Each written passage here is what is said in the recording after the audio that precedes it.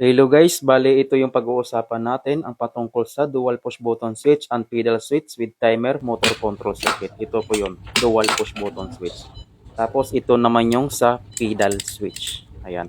Pag pinihit mo yung selector switch pakaliwa, saka na gagana yung pedal switch. Okay, ganito yung system yan.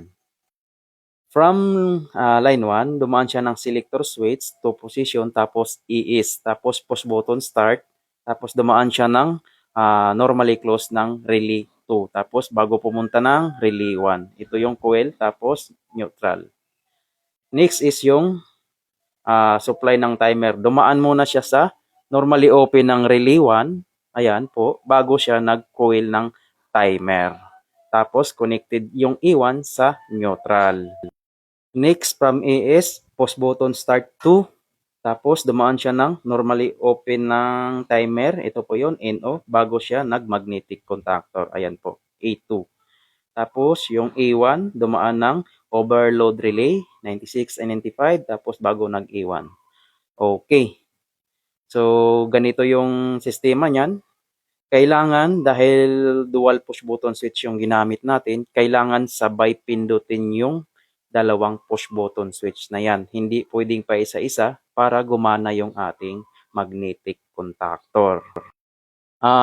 Once na pipindutin natin yung dalawang push button switch, hindi mo na agad-agad gagana si magnetic contactor. Halimbawa, nag-on na tayo sa ating motor control circuit. Dahil dumaan muna siya sa normally open ng timer, kailangan muna natin hintayin na mag-countdown yung timer. Halimbawa, mag-set tayo ng 5 seconds or 10 seconds bago siya gagana yung ating magnetic contactor dahil naka-delay on time tayo sa pamamagitan ng timer. Okay? Next is yung sa pedal switch naman. Proceed na tayo dito. Okay. So, halimbawa, pinihit na natin yung selector switch, either pa kanan or pa kaliwa.